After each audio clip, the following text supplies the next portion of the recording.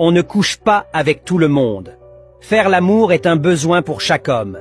Mais il se trouve que devant cet appétit passionnel, plusieurs personnes n'arrivent pas souvent et toujours à se contrôler et à mieux gérer leur sexualité.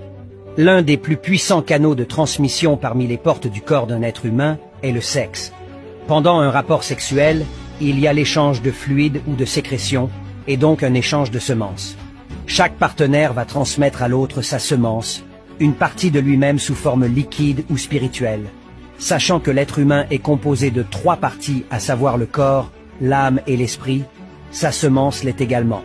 Par ricochet, chacun transférera par sa semence une copie de lui-même à son conjoint, et comme l'âme est dans le sang, et que les liens familiaux, héréditaires et les alliances sont liés aussi au sang, il y aura un transfert de liens, d'énergie, etc. Car quand 2 corps s'accouplent, ils ne forment qu'une seule chair. Rappelons que la vie, la mort, la santé, la maladie, le succès, l'échec, la royauté, l'esclavage, la bénédiction, la malédiction sont dans le sang et que autant la bénédiction est contagieuse, autant la malédiction l'est aussi. Tu ne sais pas d'où vient la lignée du sang de ton partenaire et d'où proviennent ses esprits. Même le monde occulte connaît le pouvoir derrière le sexe. Par le sexe, on peut te ravir ta couronne, voler ton trône, arracher tes grâces, déchirer ta tunique, voler ton or et ton argent.